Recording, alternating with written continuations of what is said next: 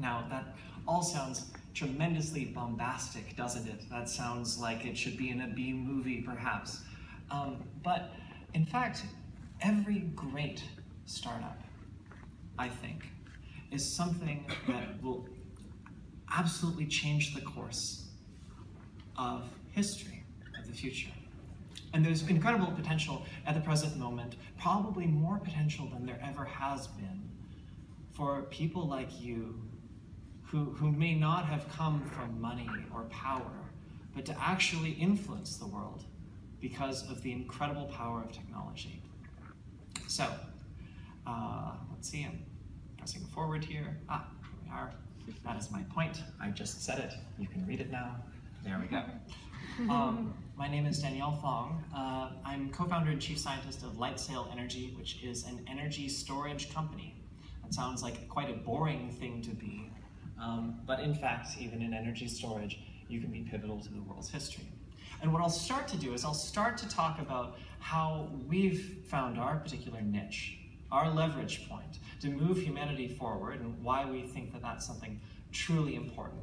And then I'd like to extract some ideas from that to inspire you to think broader about what you're doing and what you can do, how you can make a real difference in the world. So, by the way, I'll just go back a step. Is this the back button? Well, the last picture that I had, I was sitting on top of our prototype. It is an air compressor expander, but I'm often accosted with the suggestion that, hey, what is that? Is that a time machine? Yeah, so this is actually a still from the movie The Time Machine, which was filmed in the 60s. H.G. Wells' story, The Flywheel, looks kind of similar. But it inspired me to think about time travel. And actually, this is something that a lot of engineers and inventors that I know, and maybe you do it too, think about. Like, you know, there's a sort of a question, if you're stranded on a desert island, what do you bring? Well, if you travel through time and you're sort of teleported back into the past, you could bring your knowledge with you. How far could you bring civilization forward if you had that knowledge? How much could you change history? And I would put forward that rather than perhaps introducing any other invention, perhaps the introduction of agriculture would be the most potent change to past history that you could do. You could move humanity forward much faster. Now, I'm doing an energy storage company, I'm talking about agriculture. How are these related?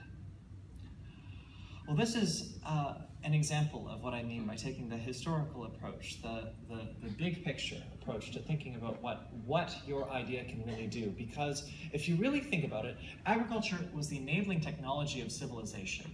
But agriculture was also the efficient power, almost the solar power of its day. And this analogy goes very deep. Actually, here's just a graph of the number of people you could actually provide for with 1 acre of land. It's gone up, this is a logarithmic chart versus time, so this has gone up by orders of magnitude over time. And this has enabled us to really build civilization. Now, there were kind of 2 approaches to gathering food, fuel for the world. Hunting and gathering, which is ultimately solar energy processed through plants and animals, but it was only available at the rate that ecology would provide it to you. So it was diffuse. You had to go out and find it. Whereas agriculture is solar energy that is directly harnessed, and it's limited only by technology. And it's distributed. It's provided where the labor exists and the seeds exist and the ideas exist to actually supply it. So you can feed the people who are farming, and you can feed with the surplus the rest of civilization. And that enabled us to go from diffuse bands of hundreds scattered throughout the world who could not exchange ideas very quickly to populations of billions, connected urban technological communities. And it allowed us to overcome past constraints. Now, from a renewable energy standpoint, I want to make the case that actually we're pretty much in the hunting and gathering phase with energy today. Fossil fuels are solar energy processed through plants and animals and geologic processes over millions of years. And so there's a limited resource that's available only in certain areas, and you have to go and find it. There's only so much to get, and then you have to go out and get it in order to do so. Whereas with renewable energy, solar and wind, and also efficient forms of nuclear, though there are some other challenges there, you're limited only by the technology because nature provides more than enough to meet current needs and future needs. Of course, to make this analogy truly work, you do need to be able to store energy, and I'll get to that in a minute. The point is, similar to the advent of agriculture, where you had this exponential increase in the number of people that you could support with a given acre of land, there's been an exponential decrease in the cost of solar panels per watt. And as a result, as it's passed certain thresholds, there's been an exponential increase in the global solar panel installations. In fact, if you compare it to other forms of energy, the price of solar power comes down like a meteor. And what that means is that if your thinking is merely 5 years out of date, it's completely wrong. The world has changed so substantially, the bit has flipped, that if you're not incorporating this moment and the fact that renewable power is now economical in so many locations, the most economical source of power, then you will not see the future coming. It'll hit you like a Mack truck. I'll also point out, we're not limited by land. Just like we went from being limited by land, limited by what we could hunt and gather, now our world can supply the energetic needs that we need. Less than 2% of what we give over to agricultural land use, and less than the road surface that we have across the world could be used to power all of our energy needs in perpetuity. We can transcend our past energetic limitations, which is great. Now, I'm talking here about a very specific need that we have with both climatological limits and with economic and resource limits. So I won't harp on too much about the challenge of global warming, but people have done extensive climate modeling and have determined that of all of the different increases in temperature that we could handle, they call it they measure it in average temperature increases of 1 degree C, 2 degrees C on average. The ex-KCD author Randall Munroe actually prefers to refer to them in terms of ice age units. So like this whole area would be covered in a giant glacier of ice if we were to be less than 4 degrees centigrade colder. So people have determined that if we do everything that we can to reduce the amount of carbon dioxide emissions, then with about half an ice age unit, we'll be okay and we'll be able to actually hit that. But if we go beyond that, if we make as much of a difference to the climate as we had in going from being in an ice age to today, then we're really in a tipping point or a nightmare scenario. And we would reach extinctions faster and more broad than have been experienced for hundreds of millions of years. And unfortunately, some of the tipping point issues we're already starting to encounter. So these are measurements of Arctic sea ice in different seasons. As you can see, in terms of actual area, it's just come down and down over time. And this is one example of something that we call a positive feedback loop. That is to say, as sea ice melts, it gets darker and darker and absorbs more and more solar energy. More and more solar energy absorbed means it gets hotter, which means more ice melts, and this sort of repeats. And there are other things like this. This is just an example of what's happening on the ice sheet in Greenland. It's quite a big problem. Basically, as it gets darker and darker, it warms up.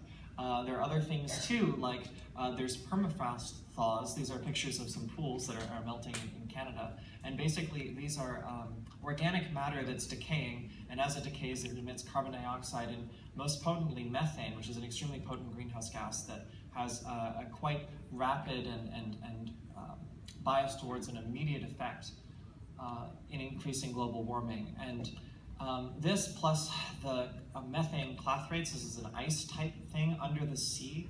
We call it, well, it's sort of a hidden danger lurking underground. I went a little bit melodramatic here. It's a hidden danger lurking that's not Godzilla, it's methane clathrate.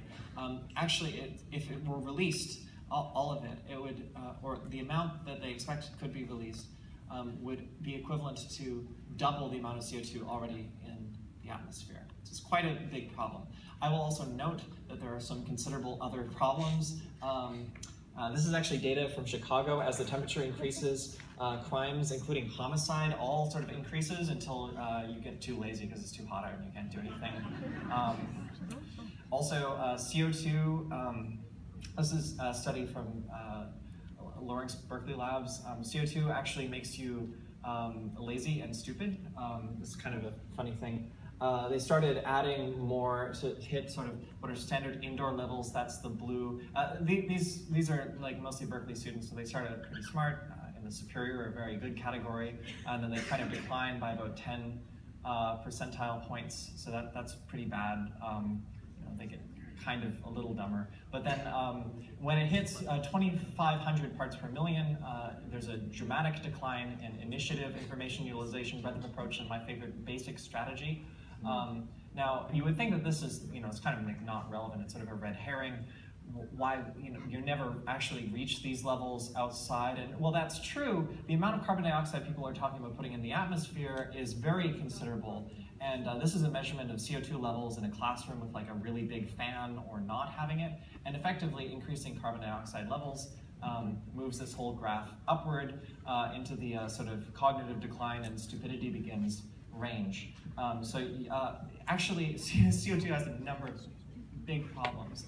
And the important thing to note here is that the power of human influence on the world's climate is actually immense. We're no longer the small thing, and there's this vast wild, and we're just a tiny part of it. Actually, we've influenced most of the world's surface and most of the world's species. And if you took all of the world's land animals and birds that are wild, and you compared it to the number of human beings, or the human beings that exist, even pets and livestock, and you weighed them just in terms of biomass, human beings and like livestock would outweigh all of wild nature by a factor of 50 to 1. Now that doesn't include like bacteria and algae and trees, but wildlife as we know it. Human beings are now in the driver's seat for the climate, and we have to be aware of the problems that that creates. And at the moment, we're just waking up to it. So the other problem is that even if it were good to burn fossil fuels, we're running out of them anyway. So unfortunately, the production is kind of bopped around a little bit, but the capital expenditure required to actually explore or get it out of the ground has increased over the past decade or so by a factor of 5. And in fact, since the 1980s, they have not been able to find more oil in a year than they have taken out of the ground. For example, last year, we spent $700 billion in a search for oil, which replaced only 4.5 months of production in 12 months of searching. So effectively, the writing is on the wall. Now this is really important. Oil seems a little far afield from Silicon Valley, but consider that oil is half of the world's commodity trade and half the cost structure of the other half. In other words, it influences the cost of all stuff. It really matters. So, I've set up the problem, now there's getting to work. Now first I'll talk about what I've currently done and what my company is doing, and I hope to excite you all about that, and if you're investors, I hope you invest and are really excited. The real point is to extract lessons from this, so I'll get into that in a bit. But let's just talk about my own personal story. Energy powers civilization. I learned this from SimCity. When I was 1.5, I played a lot of it. They actually had to take the computer away from me, but I was always interested in it. And I even visited a power plant when I was 6, and I actually remember a lot of things that they tried to sort of smooth over for the 6-year-old. And I'm like, actually, it's pretty different than what you just said. And they're like, oh, damn it, kid, shut up. But I did get an early start on a lot of different things, and my recalcitrance remained. So when I reached junior high, I actually ran into some trouble with the teachers and dropped out, and found that I actually could talk my way into getting into university. So I did that. And I started studying physics and computer science. And when the time came to decide what I was going to do for graduate school, I decided to work in energy. And of course, one of the coolest projects in energy you could possibly work on is nuclear fusion. So I thought that this could be the energy source that could power the future. I still believe that. Fusion could be, and probably will be, the energy source of the far future, but it was the near future that I was worried about. So I dropped out again and moved to Silicon Valley, where there was still money to chase individual ideas that might make targeted, specific improvements to the state of the world. Now, the problem that we were facing, despite the exponential decrease in the cost of solar and wind energy, was that renewable energy is intermittent. We need to store the energy. This is symbolic. This is a picture of the Earth in shadow because the sun is on one side. I don't know why it's doing that. Heck, it's ruining my graph. No, okay, it's good. Everything's good. Sorry about that. It's a problem on my screen, but not up there. Renewable energy is intermittent. We need to store the energy. And this just shows that the sun is only up part of the time. Actually, the solar peak is a relatively short period of time. It's about 6 hours a day. Now, this manifests in a bunch of different ways. Here's one way that it manifests. The price for electricity varies dramatically from the peak hours to when it is needed least. So this is a measure of the price of electricity in Texas. It's gone up a factor of 100 around the evening peak when everybody gets home. It's really hot and they turn on their air conditioners. And that causes huge problems. Now, what if you could store energy from wind and solar when people could, when it was actually provided by nature, and you could put it out when it was needed most? You could make a lot of money and you could rely on renewable energy so you could avoid these climatological and resource limits. Well, that would make a renewable, sustainably powered world inevitable. But it has, you must have energy storage economical. And so this is the formula you need to reach. Off-peak energy plus the cost of energy storage has to be less expensive than peaker plants. These are inefficient plants that can be throttled up and down to meet demand. And the extra grid upgrades, the bandwidth, the wires and transformers and towers needed to ship the power from power plants to where people need it. Now, there are kind of two problems with this. This is Bill Gates. He's one of our investors. At TED in 2010, he pointed out that if you use batteries, unfortunately, there are nowhere near enough. All of the batteries on Earth, if you added them up into one big battery power plant, it could store only 10 minutes of the world's electricity needs. And worse, they degrade over time, so you'd have to keep replenishing that. We're not close to the required capacity. Next, they're too expensive. They degrade. You can't use the full depth of discharge, or they degrade faster. And when you stack up all of these different costs, it's not close to the threshold that you need to reach. It doesn't satisfy this inequality that I've written. So, you have to have a plan. By the way, here's some pictures from India I was recently at. This is less than 1 year's worth of lead-acid batteries to supply cell phone towers because the grid isn't super reliable there. It's just, they just degrade pretty fast, 3 to 5 years. Here are more batteries. They're recycled, but it's a little dirty to recycle them since they're lead and sulfuric acid. So what you need is technology that's low capital cost and long service life, I mean 20 years, available at global scale, so using existing manufacturing capabilities if you can, and efficient enough. And we believe that we figured out how to do this. We've proven a lot of the steps of the way. Now, we store energy in compressed air, and compressed air has the following virtues. First of all, the equipment lasts a long time. In fact, we've already proven with our tanks, one of our breakthroughs, the world's most cost-effective air storage tanks, compressed air storage tanks using carbon fiber. We've already shown that these can last for 60,000 cycles. The air compressors and expanders, they last for 20 or 30 years. So those are terrific virtues. They're also inexpensive compared with power plants and compared with batteries. The challenge has been efficiency. And so we've also figured out how to make air compression and expansion dramatically more efficient. Now, how did we do this? Compressed air energy storage isn't a new idea. Compressed air certainly isn't a new idea. It's been around since the 1700s, actually, and a lot in the 1800s. And whenever you come up with a new idea, you're faced with what I call the following trilemma, the innovator's trilemma. So you have an idea, and you ask, has it been tried before? And you say, no. Well, if it's never been tried, people say it's probably stupid and your idea is worthless. Now, if it has been tried before, they ask, did they succeed?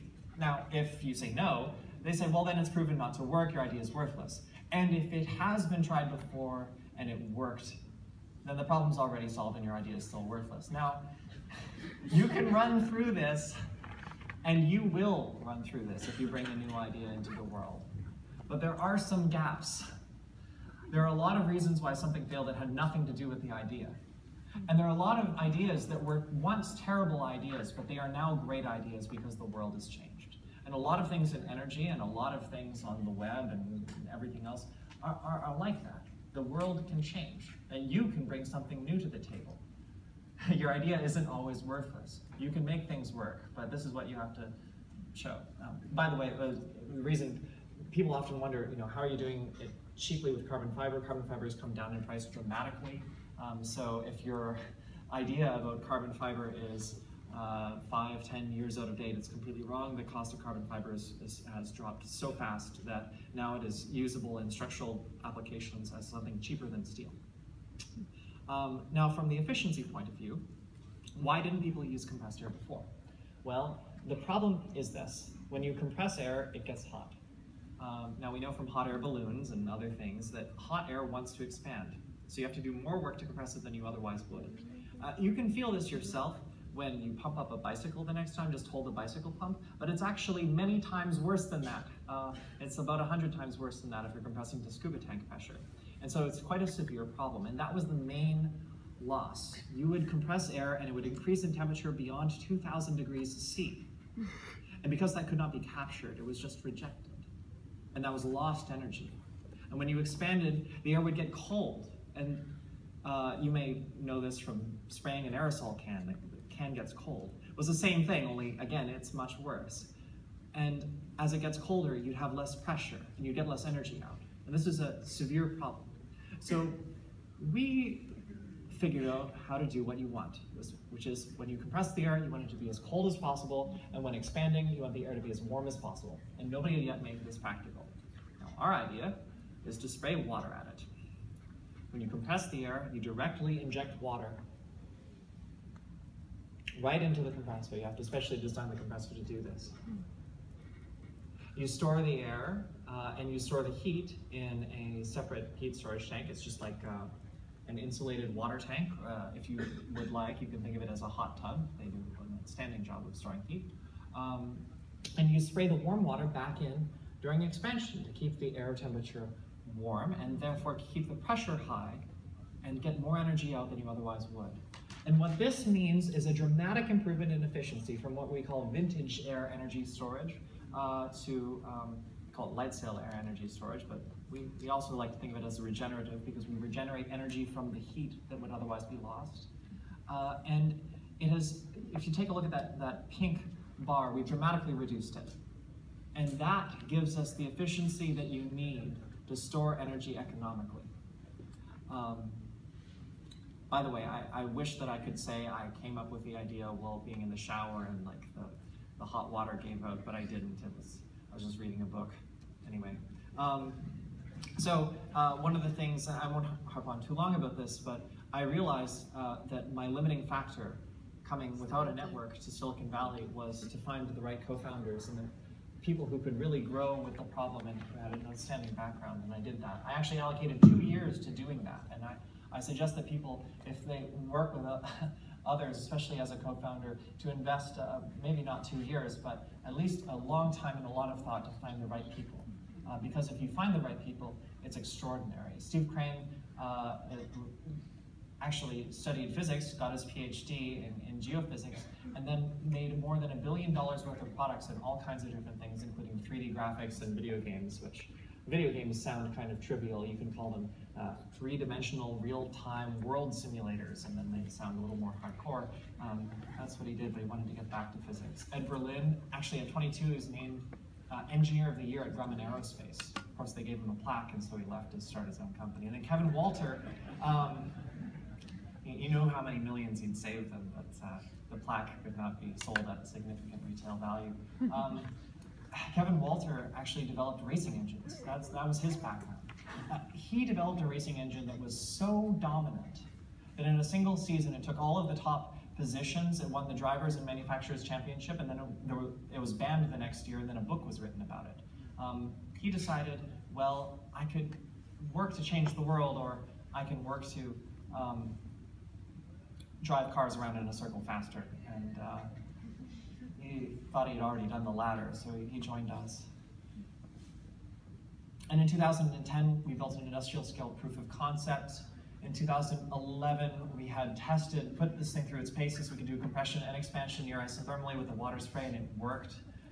This allowed us to raise money from, Vinod Coastal was our first investor, and then Peter Thiel led the last round along with Bill Gates, Total Founders Fund, and a few others here, which was really good because most funding went out of clean tech venture capital, but they're still billionaires, so this allowed us to beat the odds there. I think this is coming back, by the way, but it's been severely bad in clean tech, so you have to be careful about getting on the wrong side of that. One of the interesting things about our technology is it uses the same pieces as engines. In fact, we use the same, that's why we use like a racing engine developer as an engineering head. And we actually use engine part producing vendors to produce our parts. It's crankcases, connecting rods, crossheads, pistons. I don't know how many of you folks are gearheads, but those are all of the parts in an engine. A water pump is new, but it's pretty similar to an injector. And, we built a lot of this. Then we demonstrated the technical breakthrough. These are the two parts. The world's most efficient compressor expander, actually most efficient compressor and the most efficient expander. It's 0.5 megawatt, so that's enough to power 500 homes. And the world's most cost-effective pressure vessels. Here's a short video of it working.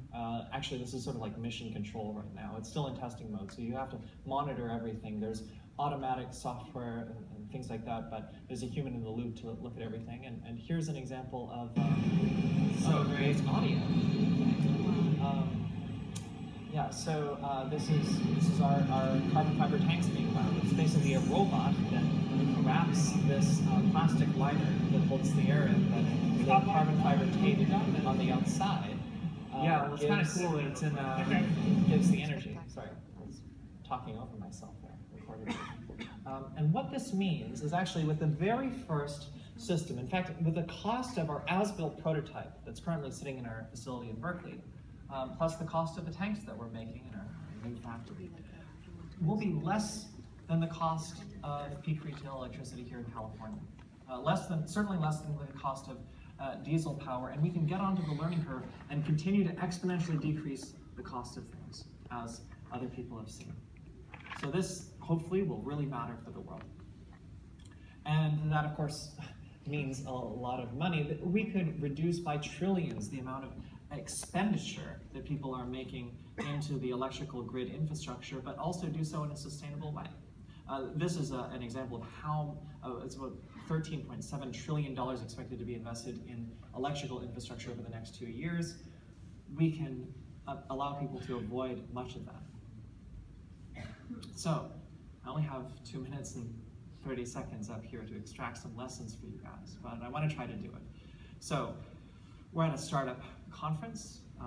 Let's talk about how to have startup ideas. So, step 1, you go on TechCrunch and you find trends. So, depending on the time, it's either Facebook or Uber, perhaps. And then step 2, you make minor variations. Facebook for dogs, Uber for cats. You want a cat, but don't want to like take care of it. You just press a button and it goes meow. Don't do this. It's stupid. But unfortunately, too many people do make minor variations on what is currently getting funded and what is currently working. You're all too smart and too creative to do that, so stop it. Damn it. Okay, so how to have good startup ideas? Well, a company is precisely valuable to the extent that it is something that nobody else can do. Peter Thiel. Great startups meet real needs and desires, and no trend is so great that you can be successful merely by participating in it. So, let's take another famous quote. Make something people want. It's from Paul Graham. It's the motto of Y Combinator, and it should be your mantra. It should be my mantra. I'm working on it. But let's break this down. Make something. So talking isn't enough. You actually have to make something. And the most important thing is that starting is the hardest part. You really have to start to build something. Don't just talk about it. Make the first, even embarrassing first steps towards doing something. Of course, the second hardest part is to keep going. I know that well. It's been 6 years with Lightsail. But starting is the hardest part. You've really got to start. Make something people want. Now, who are people you understand? Well, you're a person. You understand your desires. And so many of the greatest startups started from people's own needs. This is suggested by a lot of people, especially if you're young. So like, Drew Houston made Dropbox because he felt stupid that he didn't have his files at the time. You can do this too. You may understand others well. Hopefully they're rich, numerous, or both. But if you understand their needs, you truly understand their needs, and you can bring something to the table that others cannot, then you have the seed of a great startup idea. Or you might understand the needs of systems. You'll need to educate people. So this is an example that we participated in. We understood the need for the energy system to require energy storage and the shortfalls that were met by current technology, like batteries. And you do need to educate people. That's one of the reasons I'm standing up here, and I give a lot of talks across the world, and we do a lot of public messaging. But you really have to connect it to need. Don't start with technology. Don't just be like, blockchains are really cool. We gotta do something about that. Coin. Don't do that, please. And something that people want. Laziness and inaction are the default. People will basically agree with you, oh, that sounds like a startup idea. But few emotions inspire action like fear or desire. If people are going to lose something, or lose out on something, or if they truly want something, you can get them to join you and be your greatest fans. No great company is born from technology in a vacuum. Greatness emerges when timely understanding and invention meets a deeply felt desire. So even like Steve Jobs, people are like, oh, Steve Jobs didn't have focus groups. That's because he was making computers and an experience for himself. And he prototyped everything out and tried it. And he was capricious. He might have one idea one day and one idea the other day. But he tapped into his own desire and connected the technology and designed it so that it would meet it. So you really have to care about what people really want. You really do. I really encourage you to do that. I'm going on a bit. But what you need is understanding and awareness. When you understand something and you're aware of a problem, you can do something about it. If you're aware of a need and you understand how to meet it, you can do something about it. And I'm just going to give a few examples of things that I understand from energy. This is my sector, but there are probably many more things like this. So this is an example. They finally convinced people to put a methane sensor on Google Street View cars and just drive around. And they found, to their horror, that there were outstanding numbers of leaks in older cities because there's CNG piping, natural gas piping underneath all of our cities. Is actually what burned San Francisco down after the earthquake.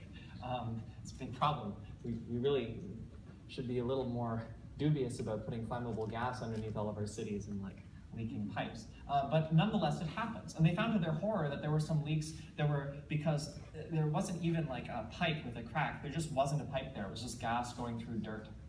So they just didn't have awareness. By the way, this is just like money just flying out. But they didn't, and of course damaging the environment, but they weren't even aware of it. It just took one sensor and someone driving around to solve this problem.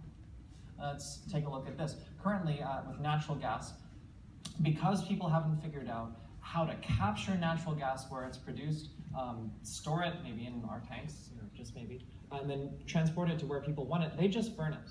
It's more than $30 billion a year across the world. It's terrible.